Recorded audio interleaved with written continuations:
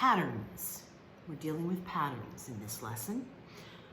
Patterns are very important because we're going to be moving on into talking about graphing patterns soon. But first, we have to be able to figure out what patterns are. So I am working on page 514 of volume 2, your MyMath book. I'm going to be talking about the example of the runners, Maria and Jay.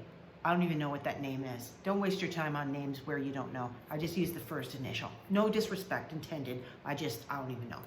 So if we look at the rules, their training plan, we have these two kids, and God bless them, they're going to do a half marathon, which is about 13 miles. Better them than me, boys and girls. So in order to do that, they have to train. So they each have a plan. And according to what the paragraph says, this is what I've come up with for their plan. So we've got good old Maria. She's starting at 2 miles, and every week she's gonna add 2 more miles. Jay, he's or she, I don't even know, is starting at 4 miles and then is going to add an additional 4 miles every week. So if they go according to their plan, at the end of 5 weeks, it asks us to write a sequence. A sequence is a group of numbers that together form some kind of a pattern. And in the case of our runners, Maria and Jay, they each have a different pattern. Maria is going up 2, add 2, and Jay is adding 4.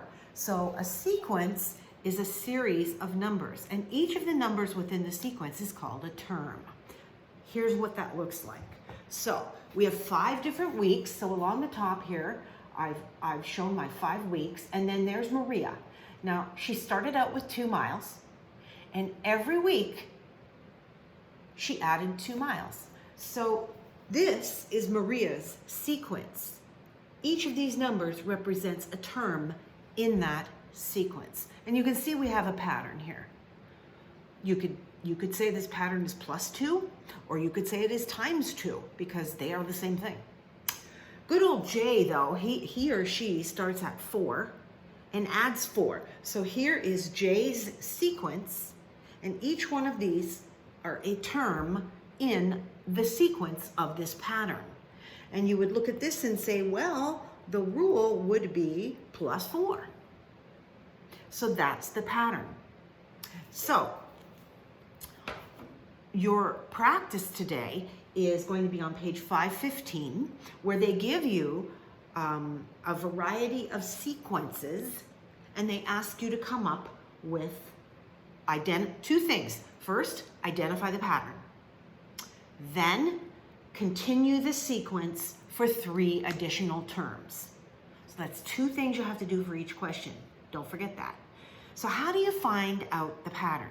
Well, what I do is I look at the numbers. Let's use J's here. And I say, oh, okay, the numbers are going up. That means they're increasing.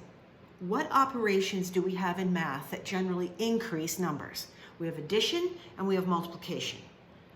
I always start with addition because it's easier. So I'm going to add, what's 4 plus what gives me 8? 4 plus 4 gives me 8. I'm going to look at that rule and say, okay, I'm going to test it. If I add 4 to 8, I should get 12. I'm going to test it one more time. If I add 4 to 12, I should get 16. I generally test 3 terms before I decide, yep, that's the pattern. So I know that Jay's pattern is +4. If I'm asked to add 3 additional terms, I come to the last term and I apply the rule. So 20 plus 4 would be 24, 28, 32. So those are my additional 3 terms that I have added to my sequence.